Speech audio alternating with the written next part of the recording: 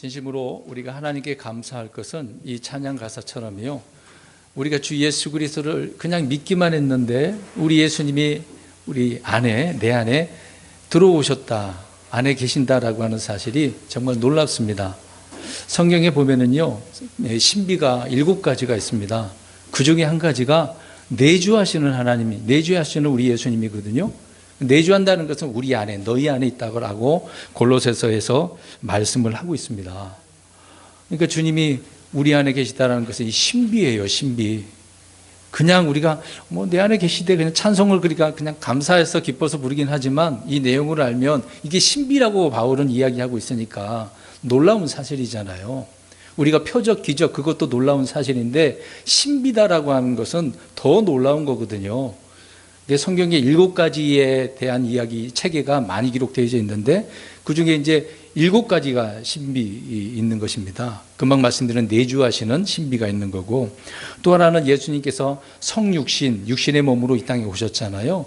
그것도 바울이 디모데전서에서 신비다라고 말씀을 하고 있습니다. 또 하나는 이제 로마서 11장에 가서 보면은요, 이스라엘이 완고해진 것도 신비다라고 이야기합니다. 그렇게 주님이 이 땅에 오셔서 보여주셨고 죽으셨고 또 많은 사람들 통해서 복음을 들었는데도 불구하고 여전히 지금도 우리가 알고 있는 저쪽 이스라엘, 성경에 나오는 또 이스라엘도 마찬가지겠습니다만은 여전히 완고합니다. 예수님 믿습니까? 안 믿습니까? 안 믿어요. 하나님의 말씀을 받아들이지 않습니다. 그러니까 그들이 환난에 들어가야 됩니다. 야곱의 고난이라고 하는 후 3년 만에 엄청난 고난이 있어야, 그제서야 그들이 하나님께로 돌아오긴 합니다. 이런 사실들이 이스라엘 백성들을 통해서 이것도 신비다라고 이야기를 하고 있는 거죠. 또 데살로니가 후서에 보면 불법의 신비가 있습니다. 저 사탄 마귀가 잠시 딜레이 한다고 할까요? 기다리고 있는 부분이 있습니다. 이것도 불법의 신비라고 하고 있고, 또 계시록의 17장에서 보면 큰 바벨론의 신비라고 합니다. 이제 계시록을 들으시면 이해를 하실 것 같고요. 또 고린도전서 15장에 가서 보면은 휴거, 우리 그리스도인들이 나중에 부활하거나 휴거하지 않습니까? 근데 이 휴거, 들림받아 올라가는 것도 신비다라고 이야기를 하고 있습니다. 놀랍지 않습니까? 우리가 부활하는 것도 정말 놀라운 사실인데 살아서 올라간다는 그 자체도 신비다라고 말씀을 하고 있으니 우리는 다 이런 것들을 경험하게 될 겁니다. 주를 믿는 사람들은 앞으로 경험하게 될 거예요. 예외가 없습니다. 내가 믿음이 충만하든 그렇지 않든 간에 주를 믿는 사람들은 다 이런 신비에 들어가 있는 거죠. 그리고 오늘 말씀드리려고 하는 신비가 하나 있는데 그게 에베소서 5장 32절과 3장에 나오는 말씀인데요. 그리스도의 몸의 신비입니다. 그리스도의 몸의 신비. 이 그리스도의 몸이 왜 신비다라고 바울은 이야기를 할까? 여러 가지 의미가 있습니다. 그 중에 한 가지는 오늘 말씀을 드리려고 해요. 그래서 오늘 말씀드릴 여러 군데가 있지만 요한복음을 좀 선택을 해봤습니다. 요한복음 19장 34절 말씀인데 예수님께서 로마 병정들에 의해서 어떻게 되어지는 상태입니까? 십자가에 지금 못 박혀 있는 상태고 마지막으로 창으로 어디를 찔러요? 옆구리를 찔렀단 말이죠. 그럼 이 옆구리하고 뭔 상관이 있다고 신비다라고 이야기를 할까 지금 속으로 생각할 수도 있겠습니다. 근데 가로쳐놓고 제가 여기다 써놨습니다만은 옆구리 갈비뼈, 도대체 이 갈비뼈가 무슨 이 그리스도의 몸의 신비하고 연관성이 있어서 오늘 이야기하는가라고 생각할지도 모르겠네요. 여러분, 흔히 우리가 이제 숫자 중에 사자를 생각해 보면 사자, 이렇게 넉사자잖아요. 근데 대부분 사람들이 사자 생각하면 무슨 사자라고 생각합니까? 죽을 사자, 정말 죽을 사자가 맞냐 이 말이죠. 저도 과거에 그렇게 알았습니다. 물론 그런 내용도 나오는 부분도 있습니다. 고난에 대한 부분도 나오기도 하고요. 주로 사자 쪽을 그 숫자를 찾아보면 그런 내용도 기록된 부분도 있습니다. 그런데 성경은요, 사자라고 하는 숫자가 죽음의 숫자라고 말을 하지 않습니다. 명백하게 뭐라고 말씀을 하고 있지는 않아요. 근데 단순히 우리가 성경을 그렇게만 보지 말고 유심히 찾아보게 되어지면 죽음의 숫자가 무슨 숫자라는 걸 알 수 있습니다. 그러니까 오늘 우리가 알고 있는, 저도 과거에 그렇게 알았거든요. 사자, 죽음의 숫자. 근데 숫자만 보기만 하면 굉장히 좀 끼릭찜하잖아요. 꺼림직하잖아요. 근데 성경적으로 오늘 우리가 살펴보시면 죽을 사자가 아니란 말입니다. 예. 넉사자를 죽을 사자로 이렇게 사람들이 와해해서 사용을 하고 있는데 전혀 그렇지 않다는 겁니다. 그러면 죽음의 숫자가 무슨 숫자일까요? 힌트는 옆구리를 생각하면 됩니다. 도대체 그럼 옆구리가 무슨 숫자의 개념이라고 이야기를 할까? 또 지금 들으면서 저를 오늘 다 쳐다보고 계시네요. 안 쳐다보시다. 이게 도대체 무슨 말을 하려고 하는가라고 생각할지도 모르겠네요. 한번 잘 들어보시기 바랍니다. 이제 오늘 말씀을 좀 평상시에 이제 새벽에 내려와서 기도하는 내용 중에 하나가 뭐냐면 주님의 뜻을 알게 해달라고 제가 기도하면서 지혜와 명철을 달라고 항상 기도하거든요. 제가 신학생 시절부터 지금까지 빼놓지 않고 기도할 때마다 반드시 기도하는 내용 중에 하나입니다. 하나님의 말씀을 알아야 되거든요. 그 뜻을 알아야 되고 우리 주님이 누구신지를 기록된 성경을 통해서 알아야 되니까. 그래서 이제 그렇게 주님의 뜻을 알게 해달라고 기도하는 가운데 제가 성경을 모르는 게 너무도 많으니까요. 여전히 배워야 될 것이 많습니다. 또 살펴보고 공부하다 보면 이런 것도 있었구나라고 할 때가 굉장히 많습니다. 사실 오늘 이 죽음의 숫자도 과거에 제가 알았던 숫자하고 전혀 다른 의미였거든요. 그냥 놀랄 수밖에 없었던 부분이고, 그렇다고 해서 그 숫자가 뭐 대단한 것은 아닙니다. 근데 이 숫자를 왜 언급을 하고 있느냐라고 할 때 성경은 무엇을 의미하는지를 말씀해 주고 있다는 거죠. 그래서 이런 부분에 있어서 오늘 저는 그 옆구리 이야기를, 갈비뼈를 이야기하면서 이제 죽음의 숫자를 말씀을 드리려고 합니다. 뒤에서도 말씀드리겠습니다만은 아담이 뼈 중에 뼈요 살 중에 살이라고 했지 않습니까? 그럼 예수님은 어떨까요? 바울이 그 부분을 언급을 하잖아요. 살과 뼈들이라고 하는 그런 의미로 기록을 하고 있습니다. 이따 찾아보겠습니다만은요. 왜 성경은 이런 구절들을 기록을 하고 있을까? 우리는 성경 그냥 읽으면서 넘어가면 안 됩니다. 열심히 탐구를 해야 여기저기 성경을 그런 단어들을 엮다 보면 꿰어야 보배라고 하는 것처럼, 구슬은 꿰어야 보배라고 하잖아요. 성경도 역시 성경의 그 단어와 구절들을 연결하다 보면 주님께서 왜 이렇게 말씀하셨는가를 알 수가 있다라고 하는 부분입니다. 자, 그러면 죽음의 숫자가 과연 뭘까? 4자가 아니라 5이라고 하는 숫자라는 겁니다. 그동안에 알고 있던 것과 좀 다르죠. 왜 5이라고 하는지를 들어보셔야 됩니다. 근데 먼저 잘못 알고 있는 사실, 앞에서 잠깐 언급했던 부분이지만 성경의 수를 대부분의 책이나 강해서를 보면은요, 저도 갖고 있는 책이 있습니다. 게마트리아라고 하는 이제 숫자를 이야기하고 있거든요. 그런 책을 아직도 가지고 있습니다. 뭐 배울 점도 있고 있기 때문에 그래요. 찾아보니까 거기도 5이라고 하는 숫자가 죽음의 수가 아니라 은혜의 수라고 기록을 해놓고 있습니다. 대부분이 거의 99%가 은혜의 숫자라고 5자를 그렇게 언급을 하고 있거든요. 근데 대부분 그렇게 이야기하고 있는데 목사님 왜 그렇게 얘기합니까? 우리는 사람들이 뭐라고 하는 부분이 중요한 게 아니라 성경이 여기저기 흩어져 있는 말씀들을, 퍼즐들을 우리가 잘 섞어서 펼쳐놓고 정리하다 보면은 그 뜻을 알 수 있기 때문에 저는 5이라고, 그렇게 죽음의 숫자가 5이다, 5다라고 말씀을 드리고 있는 겁니다. 은혜의 숫자가 아니라는 거죠. 철자도 그렇습니다. 우리 한국말로는 그렇게 표현은 안 되는 것이지만 사실 이제 원어는 없어졌고 사본도 있고 사본에서 또 번역이 되지 않습니까? 우리가 지금 하나님께서 보존하신 성경이라고 할 때는 지금 이 시대에는 영어 킹제임스 성경입니다. 영어 킹제임스 성경은 하나님께서 보존하시고 우리에게 영감으로 주신 그런 성경이라고 받아들이고 있습니다. 완전한 성경이라고 이렇게 우리는 받아들이고 있는 거죠. 근데 그 영어 철자를 보면 은혜라고 하는, 그레이스라고 하는 단어가 철자가 몇 개입니까? 5개라는 거죠. 이제 이런 것을 통해서 그 게마트리아라고 하는 책에 그렇게 기록을 해놓고 있습니다. 5개의 철자로 이루어져 있습니다.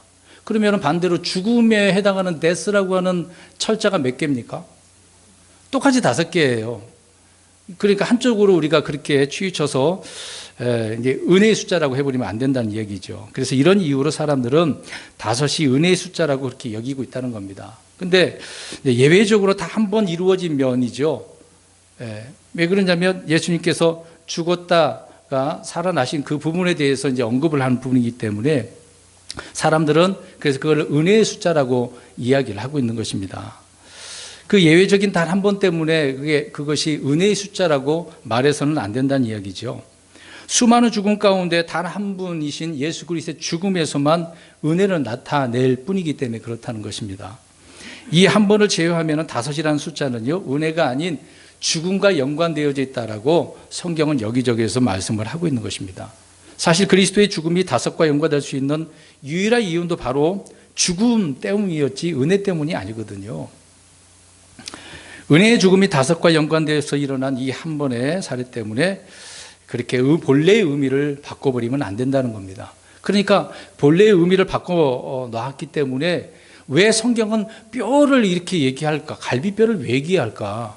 왜 뼈 중에 뼈고 살 중에 살이라는 말을 할까? 그 의미를 제대로 찾을 수 없다는 겁니다. 이제 이따가 언급하겠습니다만은 분명히 그렇게 만들어 버렸기 때문에 그래요. 여러분, 역사상 이 지구상에서 수많은 사람이 죽었지 않습니까? 그리스도의 죽음은 우리 예수님 그 한 인간으로서 사람으로서 죽음뿐이었던 거죠. 죄들을 제거하기 위해서요. 죽음과 관련된 이 예외적인 경우에서 죄인들을 향한 하나님의 은혜가 이렇게 나타났다 할지라도 그것이 다섯이란 숫자의 은혜의 그 의미에서 있어서 은혜라고 해서는 안 된다, 그 얘기입니다. 그러니까 성경은 항상 죽음을 의미한다라고 하는 의미 속에서 분명한 증거가 있다는 거죠. 먼저 성경적인 증거를 찾아보기 전에 우리가 세상에서 언급한, 물론 많은 부분이 있지만 한 가지를 잠깐 말씀드리겠습니다. 비행기 조종사가 있습니다. 어떤 비행기든 마찬가지로 조종사나 부조종사가 있겠죠. 그런데 갑자기 비행기 이상이 생겼습니다. 바다에 빠지거나 추락하는 그런 부분도 있겠죠. 그런 때에 조종사가 무전을 치지 않겠습니까? 연락을 할 거 아니에요. 뭐라고 하겠습니까? 헬프미라 그럴까요? 뭐라 그럴까요?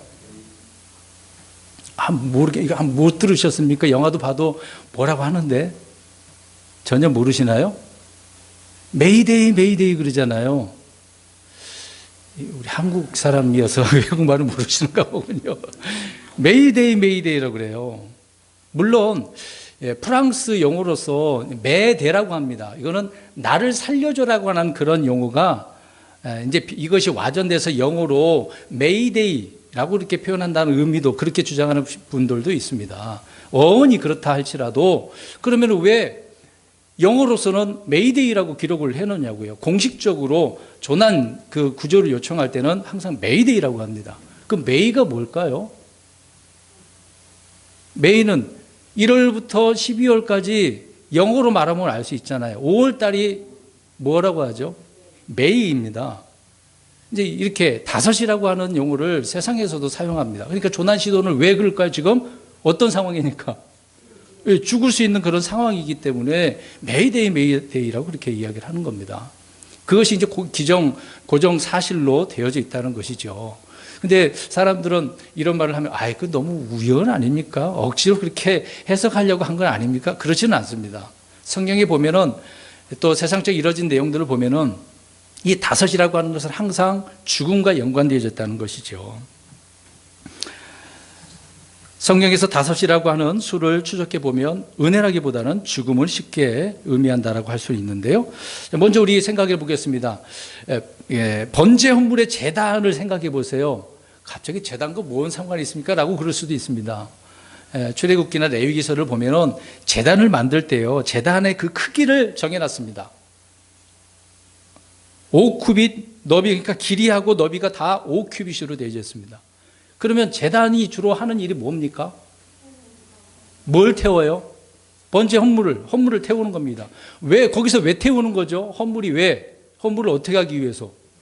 물론 그 전에 잡아 죽이는 건데 죽음이 있기 때문에, 죽음을 의미하기 때문에 태운다는 거죠. 그러니까 제단은 항상 죽음이 있는 곳을 의미하고 있다. 심판이라고 하는 그러니까 죄에 대해서 심판을 받는 죽음의 의미를 말하고 있는 것이죠. 그래서 이곳에서 죽은 짐승의 죽음과 피를 우리가 제단을 통해서 생각해 볼 수가 있다는 것이죠. 그러니까 제단에서 이제 가로 세로가 5규빗이라고 왜 성경 그렇게 언급하겠냐 이 말입니다. 자, 지금 다시 생각해 보세요. 죽음의 숫자가 지금 뭐라고 저는 지금 이야기하고 있습니까? 오다 다섯이다. 계속해서 들어보시기 바랍니다. 제가 왜 다섯이라고 숫자를 이렇게 언급을 하고 있는지 계속해서 들으셔야 돼요. 생각하시면서요. 또 철자를 좀 더 얘기해 보겠습니다만은 이제 영어 철자를 보겠습니다. 죽음이라고 하는 데스 철자가 몇 개예요? 5개. 사탄은 몇 개입니까? 사탄 몇 개인지 막 한참 생각하셔야 돼. 5개잖아요, 철자가. 예? 그리고 마귀는 또 어떻습니까? 데빌이라고 하는 영어 철자도 몇 개입니까? 철자가 5개입니다. 왜 사탄에 관련된 것들을 이렇게 언급할 때는 5글자일까요? 또 생각할 거예요. 무슨 원어 옛날에는 그리스어하고 히브리어는 그렇게 안 하는데요. 왜 영어 철자 갖고 그렇게 어거지로 이야기한다라고 생각할지도 모르겠습니다. 근데 이것은 우연이 아니거든요. 성경은 우연이 없고 킹제임스 성경을 하나님께서 번역해 주신 이유도 이런 의미가 있었던 거죠. 물론 그 당시에 번역자들이 이런 의미를 알았겠습니까? 그러지는 않았겠죠. 아무튼 마귀는 사망의 권능을 가진 자입니다. 그러니까 항상 죽음을 우리가 생각해 볼 때 누구와 연관시킬 수 있다는 것도 알 수가 있는 거죠. 히브리서 2장 14절에 그런즉 자녀들은 살과 피에 참여한 자들이므로, 분명히 살과 피 또 얘기하잖아요. 그분도 마찬가지로 같은 것의 일부를 취하셨으니 이것은 그분께서 죽음을 통해 죽음의 권능을 가진 자 곧 마귀를 멸하시고, 그러니까 예수님께서 죽음을 통해 죽음의 권능을 가진 자 누구요? 마귀를 멸하셨다. 그러니까 이 숫자 이야기하는 이유는 뭡니까? 무엇을 지금 의미하고 있다? 죽음을 의미하고 있다. 그럼 성경 또 찾아보겠습니다. 이제 숫자 이야기하는 겁니다. 굳이 이것도 왜 또 어거지라고 생각하시면 안 됩니다. 창세기 5장 5절을 가서 보시면 누가 죽었을까요? 창세기 5장 5절에 누가 죽었습니까? 아담이 죽었습니다. 아담은 첫사람이잖아요. 첫사람 아담이 죽었습니다. 왜 죽었습니까? 물론 죄를 지어서 에덴 동산에서 쫓겨나서 나이 들어서 이제 죽은 거죠. 때가 돼서 죽었습니다. 그러니까 자연사 한 겁니다. 그러나 아담이 죽고 먼저 아담보다 죽은 자가 있습니다. 누가 죽었습니까? 아들 아벨이 먼저 죽었습니다. 근데 아벨은요, 그 죽음이라 그렇게 표현하지 않습니다. 아벨은 살해당한 거거든요. 자연사가 아니죠. 아무튼 창세기 5장 5절에 5이라는 숫자를 우리가 좀 찾아보면 이렇게 성경은 희한하게도 기록을 하고 있다는 것입니다. 또 사도행전 5장 5절에 가서 보면 믿는 크리스찬 교회 내에 성령을 속이려고 하다가 죽은 자가 있습니다. 누굴까요? 두 부부가 있었는데 아나니아와 삽비라가 나오는데 아나니아가 거기에 이제 죽었다라고 말씀을 하고 있습니다. 희한하지 않습니까? 또 계시록 6장 9절에서 가서 보시면 하나님의 제단 아래에서 말씀과 자기들의 간증과 증언으로 인해서 죽은 자들이 나옵니다. 근데 몇 번째 봉인을 뗀 다음에 이런 내용을 기록을 하고 있을까요? 5째 봉인입니다. 그러니까 제단 안에서 죽어 있는 그 혼들이 지금 어떤 상태죠? 죽어서 지금 제단 안에 있다라고 하는 표현이죠. 5이라고 하는 숫자가 이렇게 말씀을 죽음이라고 하는 의미로 기록을 하고 있다는 것입니다. 그래서 우리는 이 5이 죽음을 가리키는 구절들이라고 볼 때 오늘 이 갈비뼈 그러면 생각해 보겠습니다. 그러면 갈비뼈. 자, 갈비뼈는 몇 개가 있을까요? 사람의 몸에 갈비뼈가 12개 총 24개입니다. 24개예요. 근데 태어날 때 그러니까 기본적으로는 이렇게 24개입니다. 근데 태어날 때 약간 다르게 변형되는 경우도 있다고 하더라고요. 모자란 사람도 있고 더 이렇게 뻗어 나가서 있는 사람도 있고요. 그리고 아주 가지런히 고르게 이렇게 갈비뼈가 있는 게 아니라 때로는 휘어질 수도 있습니다. 저도 제 왼쪽에 옆구리 보면 여기가 약간 뾰족하게 튀어났습니다. 희한하더라고요. 제가 다친 적은 없거든요. 그러니까 갈비뼈가 아무튼 그렇게 형성되어 있긴 합니다. 누구는 옛날에 뒤에서도 말씀드리겠습니다만, 아니 아담 이브가 나오려고 한다면 무엇을 취했던 거지? 아담의 갈비뼈 그 하나, 그래서 남자가 하나가 뼈가 없다라고 주장하는 사람도 있어요. 그러지는 않습니다. 기본적으로 다 12개, 12개, 24개입니다. 자, 또 찾아보겠습니다. 사무엘 하 2장 23절 보십시오. 다섯이 죽음을 가리키는 구절들이 많이 기록을 하고 있습니다. 물론 숫자 그냥 다섯을 언급한 그런 내용들도 많이 나오는데, 다섯 번째 자꾸 이야기할 때는 죽음을 이야기하고 있다는 거죠. 사무엘 하 2장 23절, 2장 23절 시작.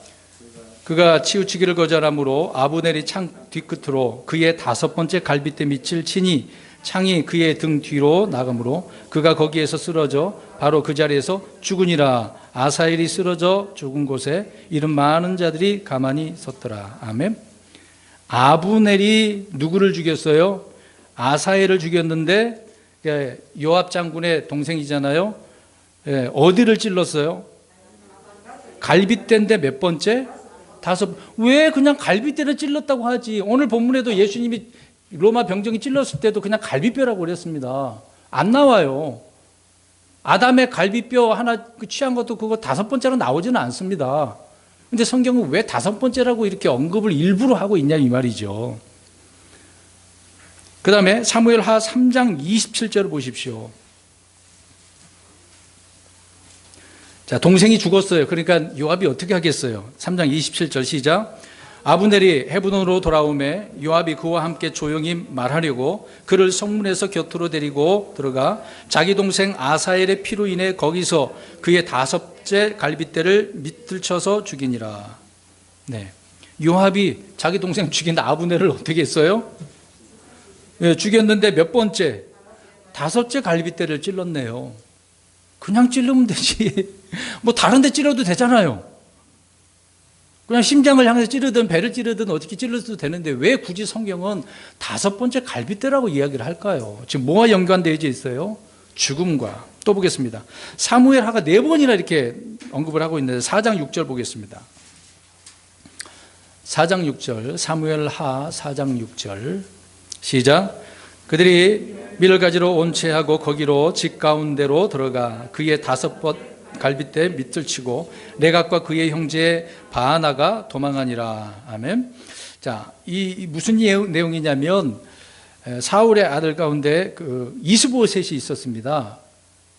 그 후손 가운데 이스보셋이 있었는데 이 이스보셋을 누가 죽인 거예요? 레갑과 바하나가 죽였습니다. 근데 어떻게 어디를 찔러서? 다섯 번째. 근데 나갔다가 아직 죽지 않았나 봐요. 다시 들어와 가지고 목을 쳐서 또 죽였다고 나오긴 합니다. 그러니까 사람을 죽이려고 할 때 죽이려고 하면 어디를 찌르는 거죠? 다섯째. 그러면 왜 다섯째일까요? 어디야 가까이 있으니까 그래요. 다섯 번째는 심장이잖아요. 그럼 왜 오른쪽보다도 또 왼쪽이라고도 볼 수도 있겠죠. 이 갈빗대는요, 사람의 이 장기들 심장을 보호하는 뼈입니다. 그냥 이 갈빗뼈 없으면 우리는 안 됩니다. 또 한 구절 보겠습니다. 사무엘 하 20장 10절. 자, 성경은 계속해서 이 갈빗뼈 다섯 번째를 언급을 하고 있습니다. 사무엘 하 20장 10절. 또 요압이 또 누구를 죽여요. 요압은 참 잘 죽이네요, 사람을. 읽겠습니다. 20장 10절 시작. 아마사가 요압의 손에 있던 칼에 주의를 기울이지 아니하므로 그가 칼로 그의 다섯째 갈빗대를 치매 그의 창자가 땅에 흘러나와 다시 치지 아니하여도 그가 죽으니라. 이처럼 요압과 그의 동생 아비새가 비그리의 아들 세바를 추격하였더라. 아멘. 뭐 방향이 뭐 이쪽으로 됐든 어쪽으로 됐든 다섯 번째 갈빗대라고 이야기를 하고 있습니다. 죽음을 의미하고 있다는 거죠. 성경은 그냥 갈비뼈를 쳤다라고 죽였다라고 하지 않고 몇 번째 갈비뼈인지를 일부러 의도적으로 기록을 하고 있다는 겁니다. 의도적으로요. 다섯 번째 갈비뼈. 그것이 의도적으로 갈비뼈를 말하고 있는 것입니다. 그러니까 이것은 다섯에 대한 계시와 조명을 주시기 위함이잖아요. 그런 말씀이라는 겁니다. 아담은 신부를 얻기 위해서 깊은 잠을 자게 되어지죠. 그런데 아담이 자려고 그렇게 했겠습니까?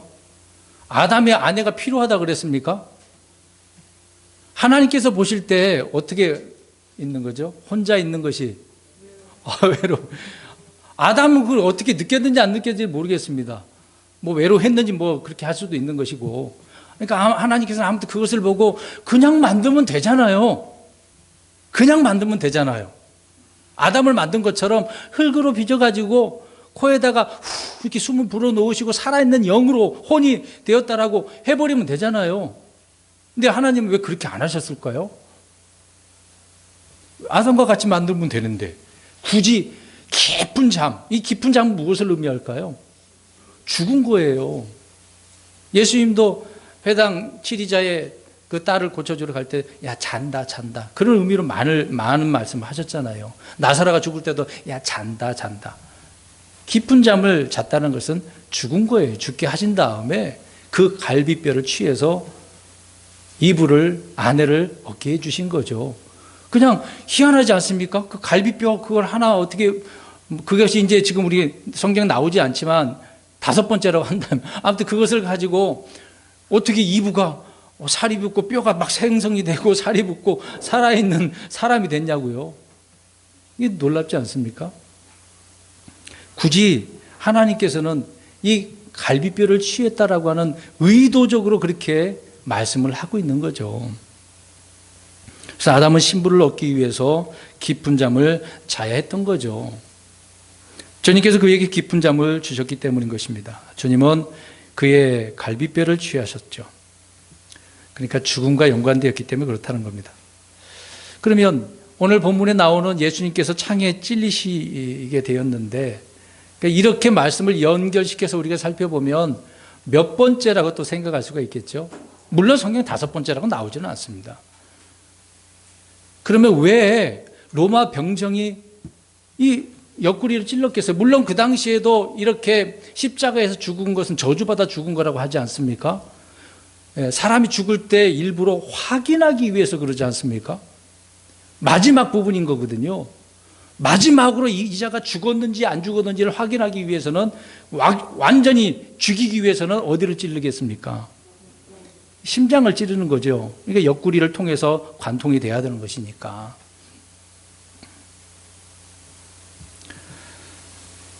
그러니까 예수님께서는 그렇게 창에 찔리셔서 죽으셨다는 거죠.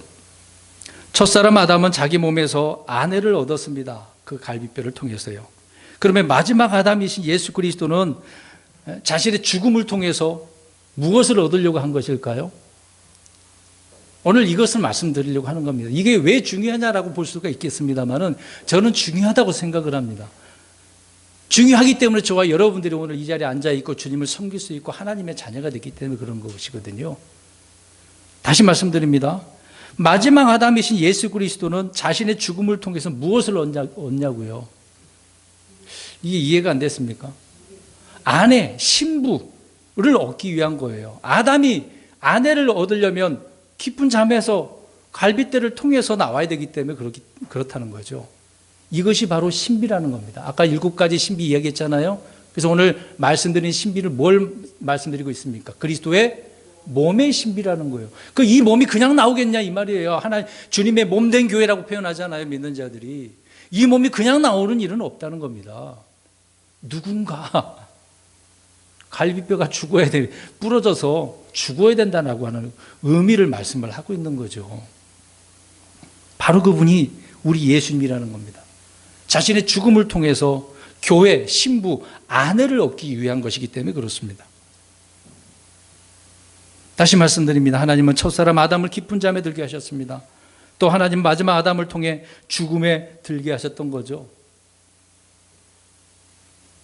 첫사람 아담은 자기 아내를 자기 뼈 중에 뼈요 살 중에 살이라고 했습니다. 그러면 마지막 아담이신 우리 예수님은요, 교회는 그분의 살과 뼈들에 속한 지체라고 이야기를 하고 있습니다. 자, 그 부분을 좀 찾아보겠습니다. 창세기 2장 20절 말고요. 그거는 아담이 이브를 보고 하와를 보고 그렇게 얘기했던 거죠. 에베소서 5장 30절 가서 보십시오.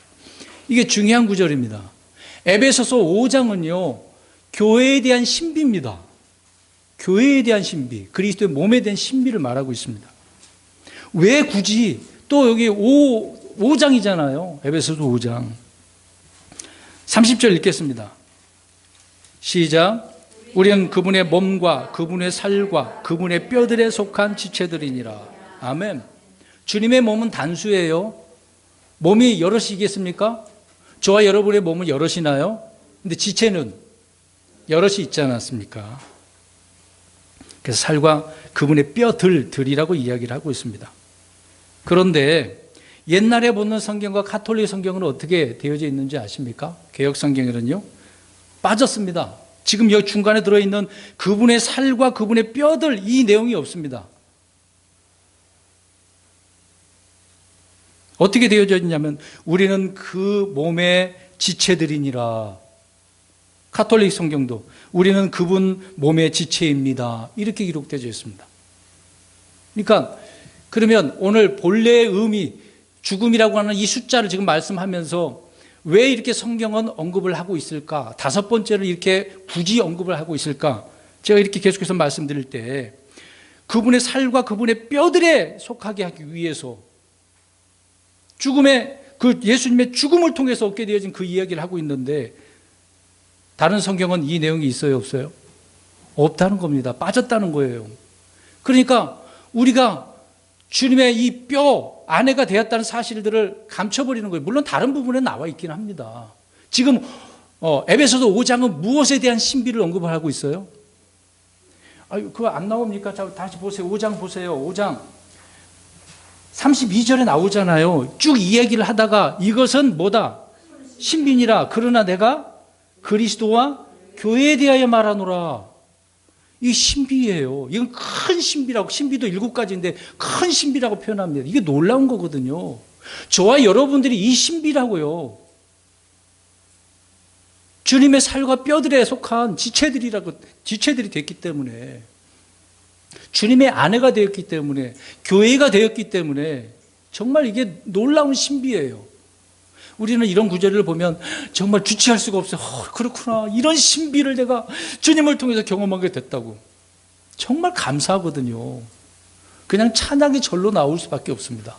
그러니까 모르니까 쭉 읽어가면서 그냥 뼈래, 뭐 살이래. 그렇게 생각할 수도 있어요.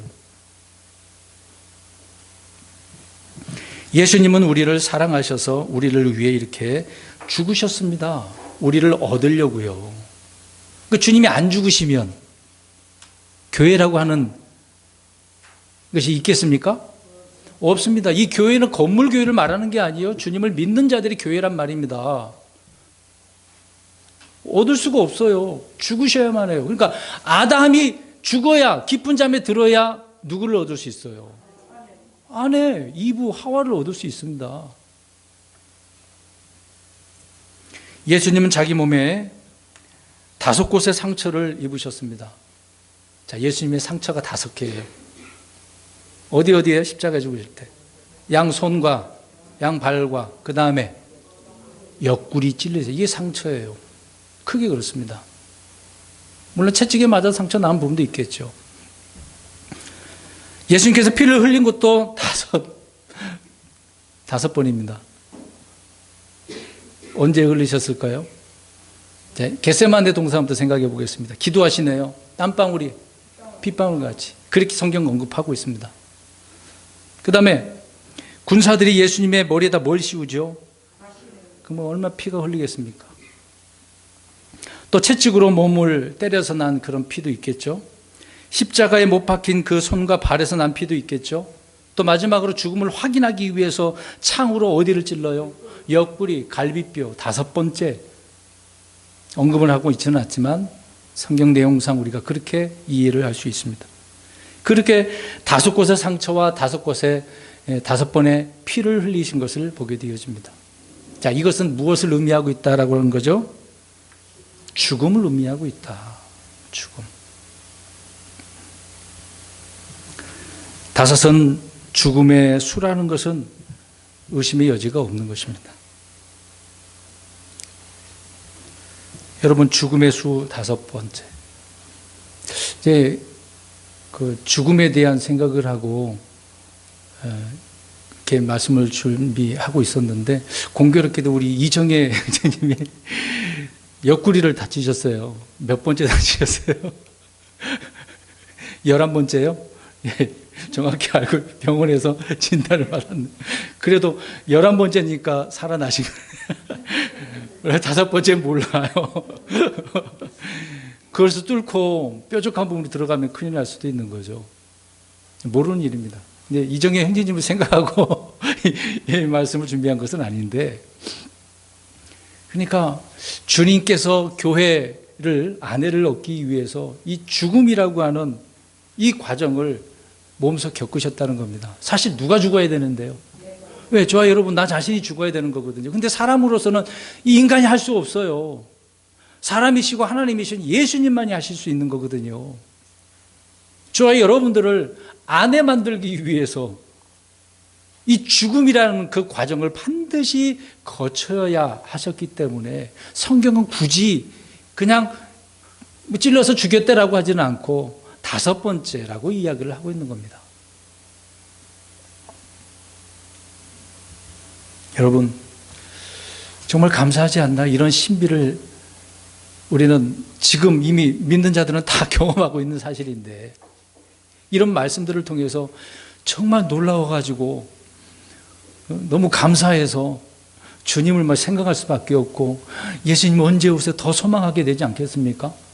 그리고 또 기다리면서 그냥 있는 건 아니잖아요. 열심히 성경 읽고 내가 바르게 살기 위해서 노력도 하고 최선을 다하고 복음도 전하고 또 가정을 위해서 내가 헌신하고 그렇게 되는 건 아니겠습니까? 근데 그렇게 되지는 않고 지식만 쌓고 있으면 안 되는 거겠죠. 오늘도 사실상 뭐 이거 하나의 지식이라고 볼 수는 있겠습니다만은, 물론 올바른 지식이 있어야 바른 신앙관도 세워지겠죠. 근데 문제는 이 5번째, 죽음과 연관시켜서 예수님을 죽게 하시는, 거기서 죽어서 또 아내를, 신부를, 교회를 얻게 하신다라고 하는 부분인 것입니다. 성경의 신비들이 정말 놀랍지 않습니까? 오늘 교회의 신비가, 주님의 몸된 교회가 이런 신비로 세워졌다는 진리를 우리는 이해를 해야 됩니다. 좀 전에 언급한 것처럼 이런 내용들을 이 9절, 그러니까 에베소 5장 30절 9절을 빼버린다고 한다면 어떻게 알겠습니까? 그래서 킹제임스 성경이 정확한 거예요. 완벽한 것입니다. 오류가 없습니다. 이런 성경을 가지고 우리가 신앙생활을 하는데 정말 더 기대가 되고 소망이 넘치고, 또 지금 코로나19로 인해서 많은 어려움이 있지 않습니까? 특히 경제적인 것, 대부분 돈 문제거든요. 그냥 영적인 문제는 별로 없을 거예요. 성경 알고 싶어도 못 깨달아가지고 주님 괴롭습니다, 그런 사람은 별로 없을걸요. 대부분 먹고 사는 돈 문제. 그렇지 않습니까? 그런데 신경 쓰잖아요. 말씀에 대한 이런 신비의 갈급함은 좀 우리는 너무 없는 것 같습니다. 몇 주에 걸쳐서 계속 이런 부분을 언급을 하고 있는 것인데, 이런 환경에서 더욱더 우리는 주님을 소망하고 갈망을 해야 되겠죠. 또 기록된 말씀을 신뢰해야 됩니다. 조금 더 의심해서는 안 되는 거거든요. 그 말씀대로 살려고 더욱더 성경을 읽으셔야 되는데, 이제 다음 주, 한 주만 더 되면 올 한 해 동안 성경 일독이 끝나게 되어집니다. 이제 머리 숙이시는 분들은 성경을 지금 안 읽고 계시는 거예요. 다 읽고 계십니까?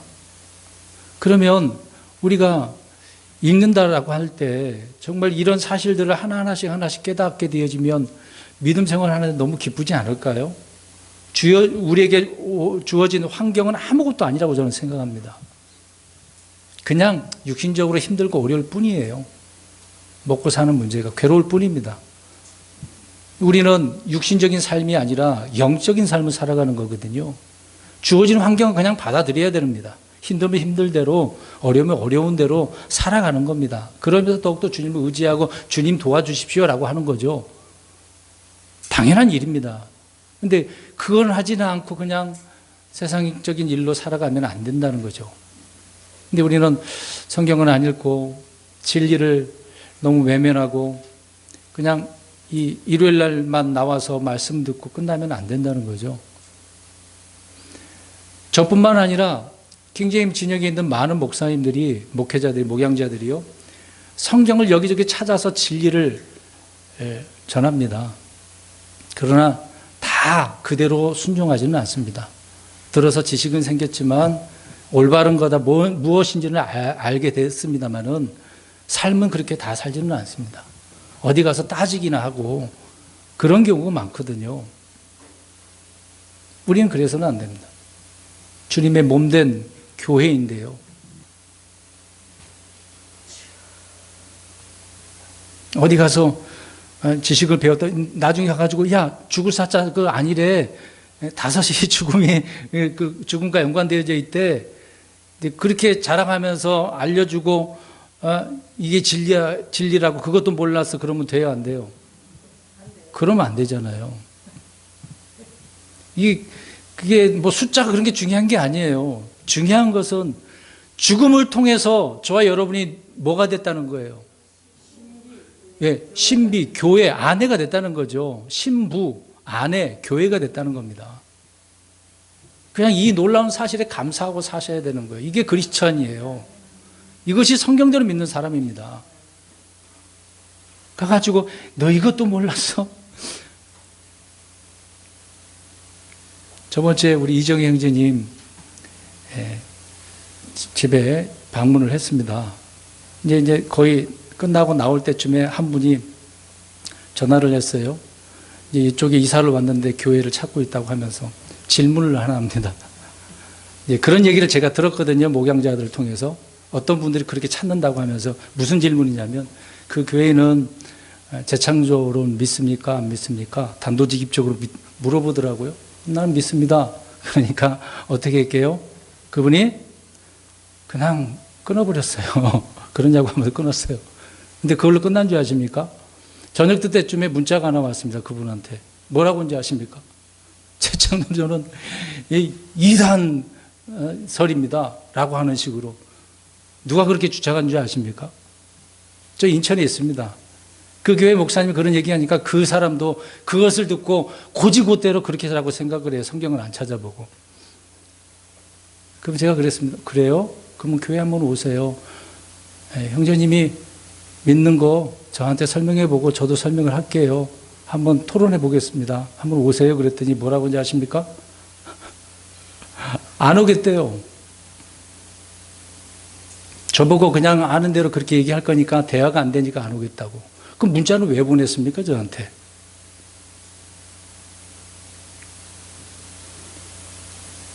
또 몇 번 그렇게 얘기했더니 저한테 또 뭐라고 하는지 아십니까? 바리새인이라고 하더라고요. 문자 그대로 있어요. 제가 왜 이런 이야기를 할까요? 엉뚱한 데 관심을 갖고 있는 겁니다. 그럼 그걸 알았으면 뭐예요? 알면 그러면 어떻게 해야 돼요?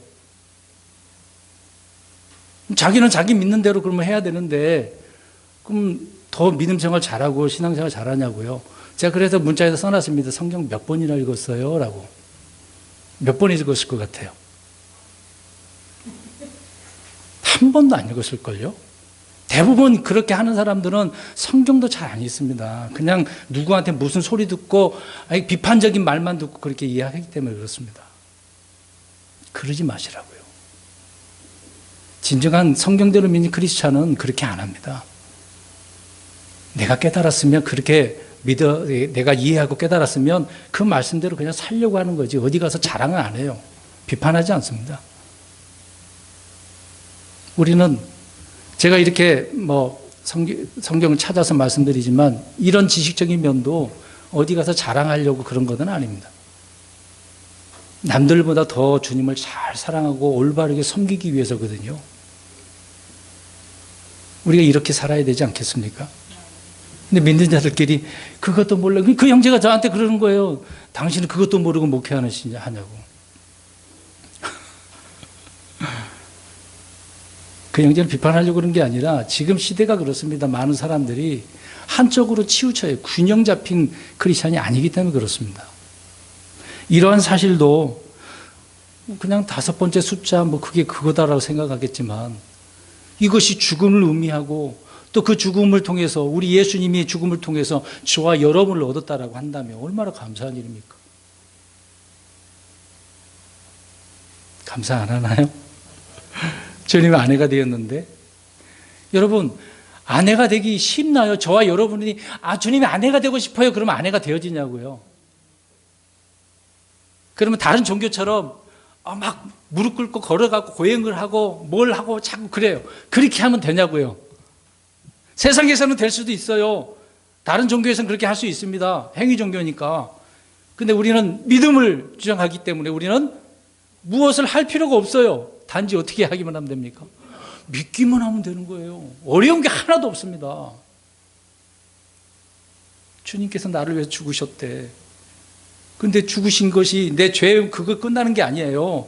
그냥 나를 저 지옥으로부터 건져주신 거, 구원해 주신 거, 그것으로 끝난 게 아니라 주님이 뭐가 되게 하시고 신부, 아내, 교회가 되게 하셨다는 거. 여러분 교회라고 하는 이 시스템이요 이스라엘보다 더 좋은 거라니까요. 이스라엘 사람보다 교회가 더 놀라운. 오늘 바울은 뭐라고 그랬습니까? 에베소서에서 큰 신비라고요. 근데 며칠 전에 한국의 KNCC 기독교 연합회하고 무슨 YMCA, YWCA가 있습니다. 청년 여성 연합회거든요. 거기에서 이스라엘에다가 저 팔레스타인 그런 테러 늘 그렇게 하지 말라라고 서신을 보냈대요. 지금 뭔 얘기하려고 이 얘기를 할까요? 기독교 단체라고 하는 자들이 이스라엘 사람들에게 그렇게 하지 말라고. 어떻게 그렇게 이야기할 수 있을까요? 이스라엘은 이스라엘이고 교회는 교회인데 자기들이 정말 잘 믿는다라고 또 이스라엘에게 따집니까? 성경을 모르니까 계속 그렇게 하겠죠. 지금 주변 나라와 이스라엘은 어떤 관계입니까? 성경은 구약이나 신약이나 지금까지 이게 적대 관계입니다. 평화가 있을까요? 없을까요? 없습니다. 그러니까 이 단체들은 지금 어떻게 살라는 이야기예요? 팔레스타인하고 평화롭게 손잡으라고, 그렇게 테러하지 말라고, 미사일 쏘지 말라고요. 자기들 생각이죠. 성경에는요 주변 민족들하고 이스라엘은 화평이 없습니다. 물론 나중에 적그리스도가 화평으로 오겠습니다만은 전혀 다른 부분이 되겠죠. 이스라엘과 친하게 지낼 수는 없습니다. 주님이 오셔야만 하는 거죠. 우리가 그렇게 해서는 안 된다는 겁니다. 성경을 바르게 이해를 하면, 내가 그리스도인이라고 한다면, 교회라고 한다면 어떻게 살아가야 되는지가 더 중요한 거죠. 그러니까 오늘 이 큰 신비에 내가 있다라는 거, 내가 그 신비로운 사람이 된 거잖아요. 교회가 된 거잖아요. 이런 자부심을 가지고 믿음으로 살아가는 저와 여러분 되시길 주의 이름으로 축원합니다. 아멘. 기도.